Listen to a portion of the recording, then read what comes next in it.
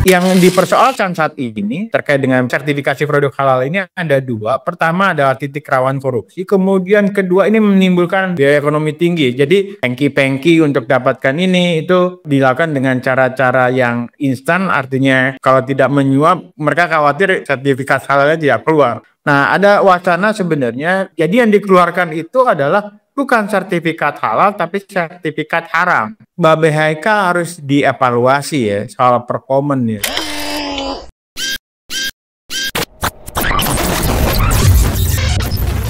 Halo sahabat integritas, jumpa lagi di kanal 1 Visi Utama program Buka Kartu.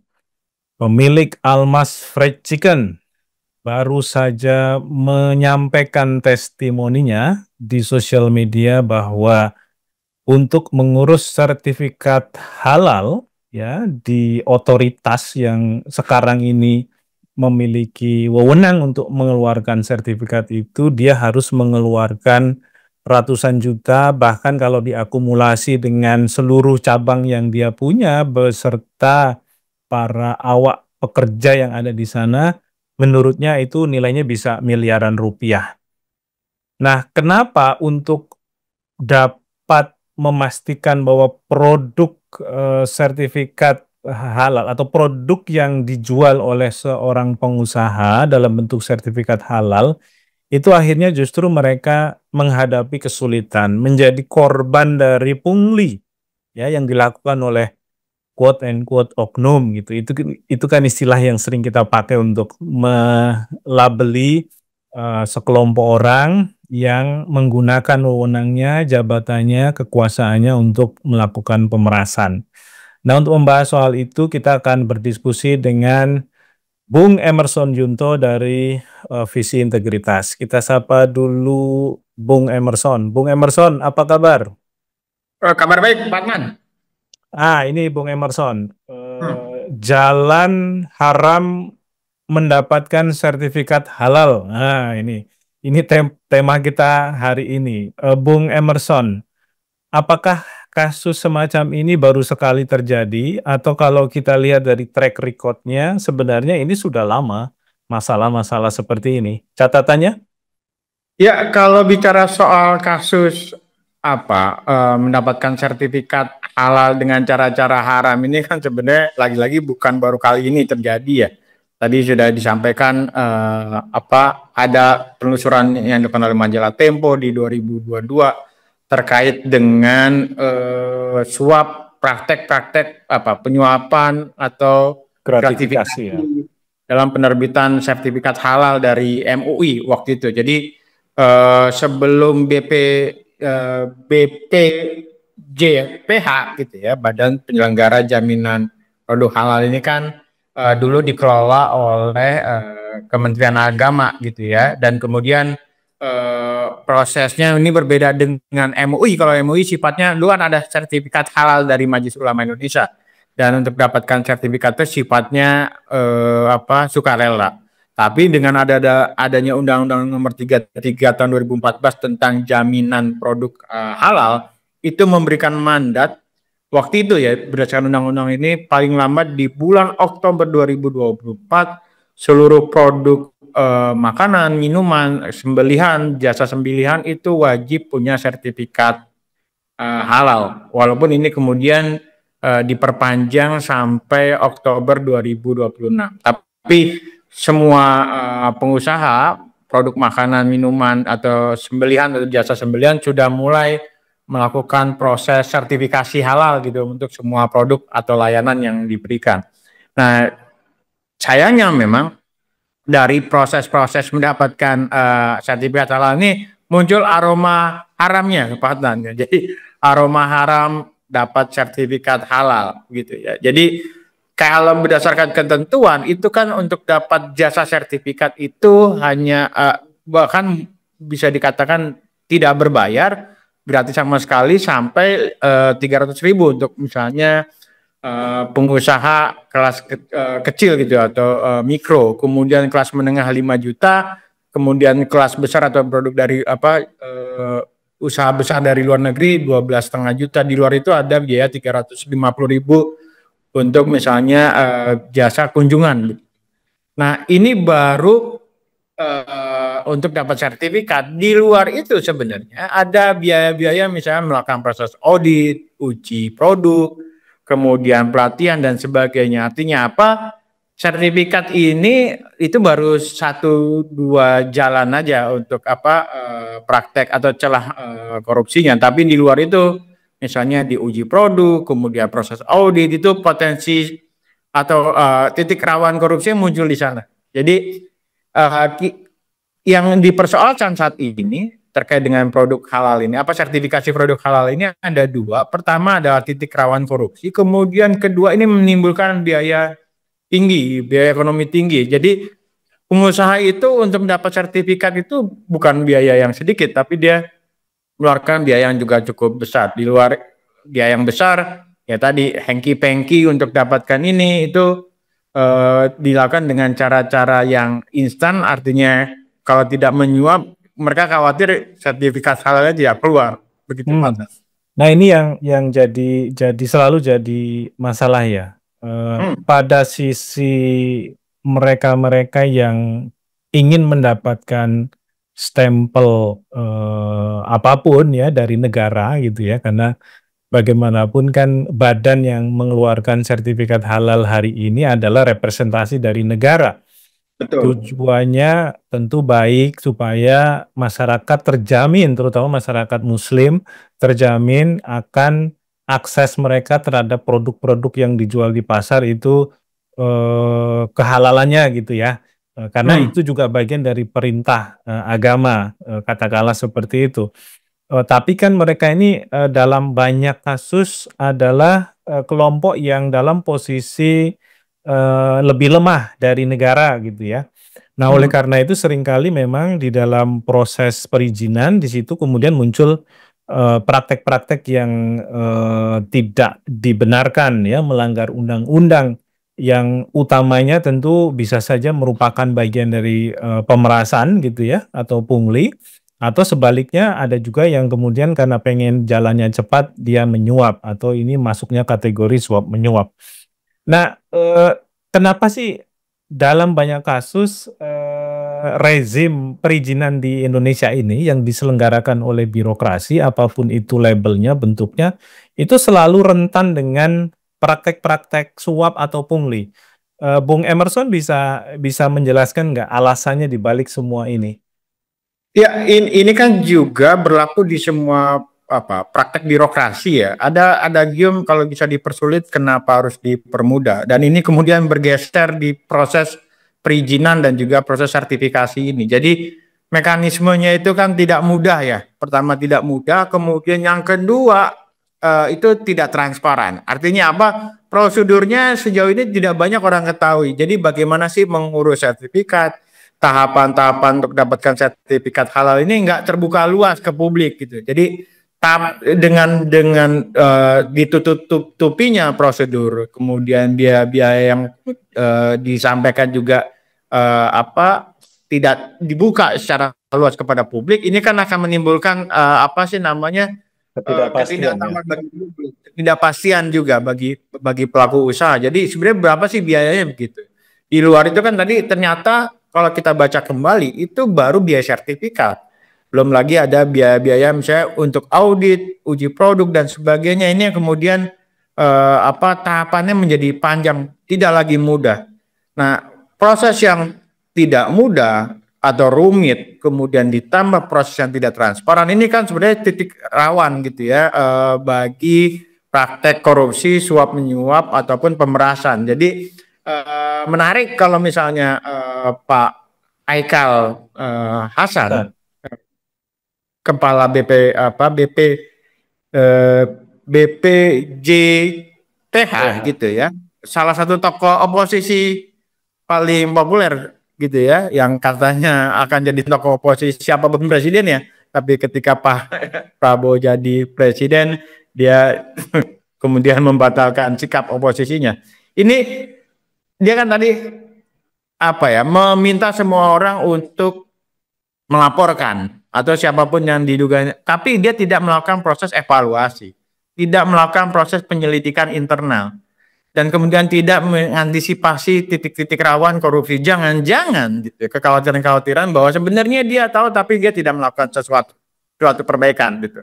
Nah, ini yang kemudian sepanjang sistem pengawasannya juga lemah di internal, ini ya sangat mungkin akan terjadi di lain waktu. Jadi ini ibaratnya fenomena gunung es ini baru satu nanti gitu ya. Belum ada kasus-kasus yang lain dan kami menduganya pasti nilainya sangat fantastis. Jadi ada kasus beberapa pengusaha restoran dan sebagainya dikenakan biaya puluhan juta untuk dapat proses sertifikasi. Kemudian belum lagi misalnya kalau ada kasus seperti ini, kemudian proses penegakan hukum atau pendisiplinan seperti apa? Ini nggak pernah jelas. Sepanjang itu terjadi agak susah tuh.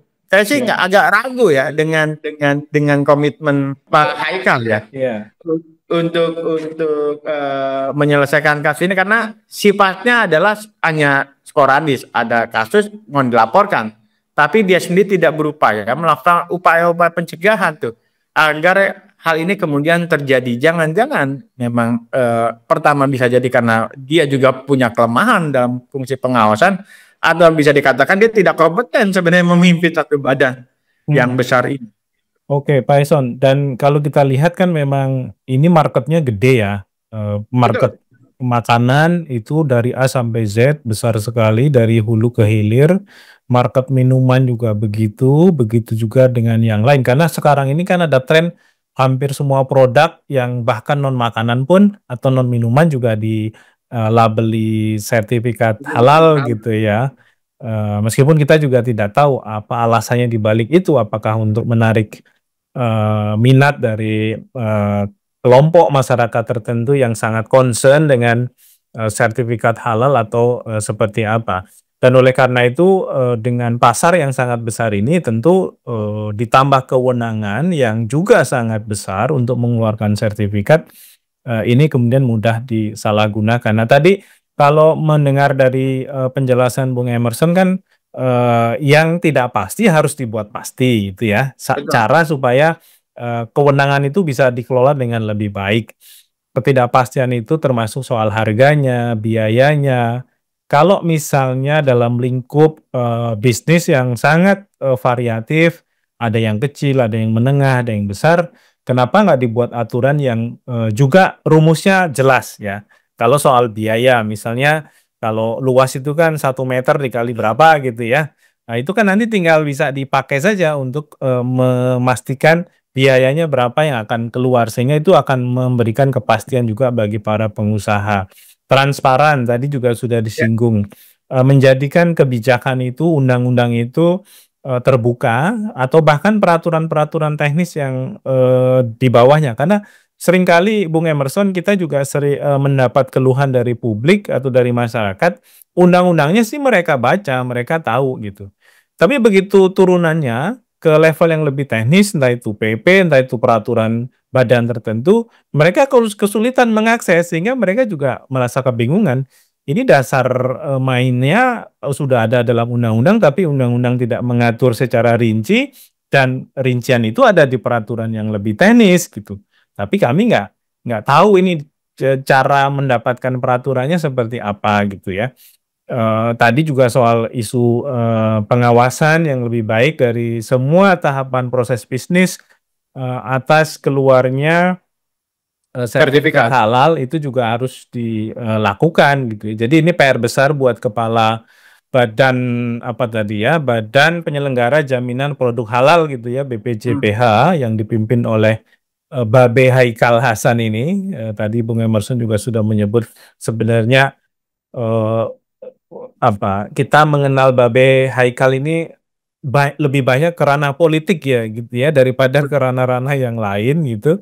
Sehingga tadi ada sedikit ada sedikit catatan kritis juga dari Bung Emerson, mungkin saja masalah kompetensi itu juga jadi problem. Nah, terakhir Bung Emerson, ini kan akhirnya ada respon balik ya dari Humas, dari Kepala BPJPH gitu. Kalau para pihak yang jadi korban pemerasan atau pungli itu melaporkan saja, menyampaikan saja, membuka saja nama-nama yang memeras.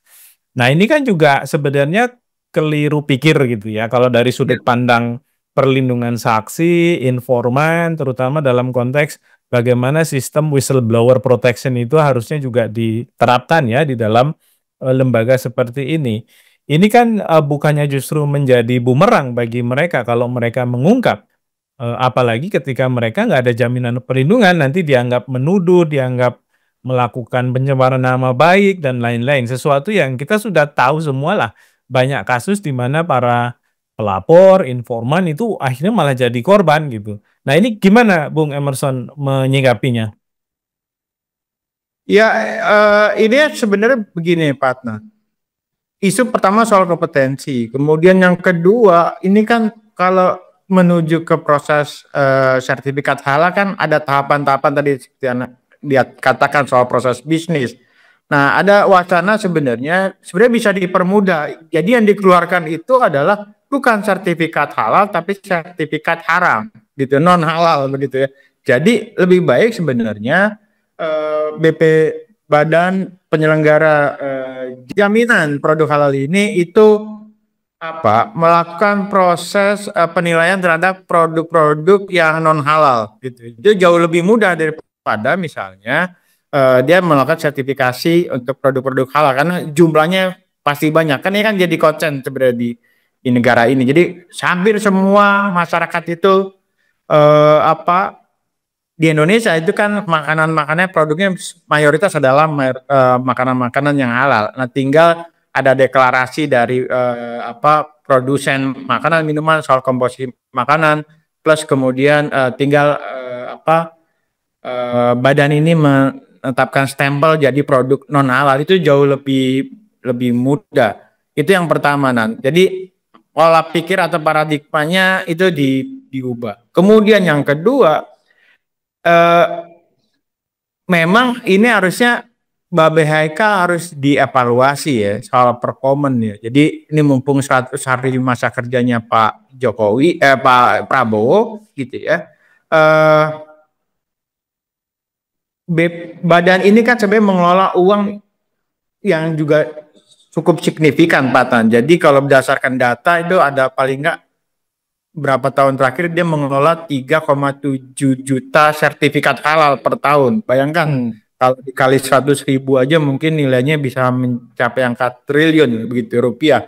Nah, ini pengelolaan uang-uang yang besar ini penerimaan negara bukan pajak ini kalau tidak dikelola dengan baik ini jadi ladang korupsi. Nah, institusi ini juga harus ditunjuk kalau dipimpin oleh orang yang kompeten. Jadi kalau dianggap tidak kompeten, harusnya BPHK masuk rekomendasi nih orang yang akan diresapel oleh kabinetnya Pak Prabowo.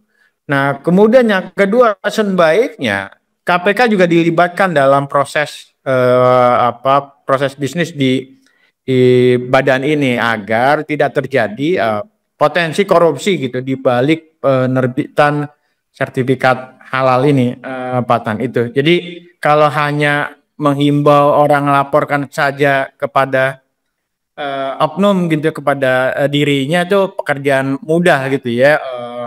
Mereka-mereka yang bukan pejabat pun bisa menghimbau seperti itu. Tapi seorang Haikal itu harusnya jauh lebih maju gitu pikirannya ketimbang hanya meminta orang melaporkan.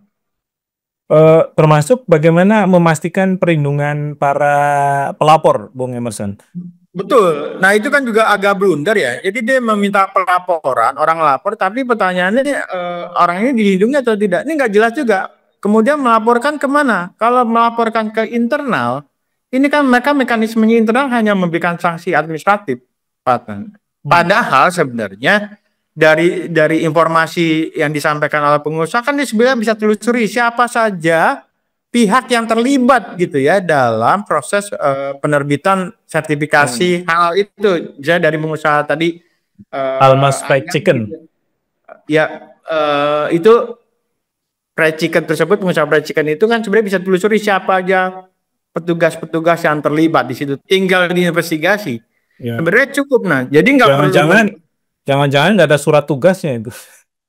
Nah, itu jadi persoalan kan, mereka selalu berdalih bahwa ini dia menggunakan jasa calo dan sebagainya. Padahal kan sebagai lembaga atau badan negara, dia sebenarnya bisa melakukan upaya-upaya pencegahan itu ya. Jadi proses sebaiknya dilakukan sendiri, tidak boleh dilakukan oleh pihak ketiga.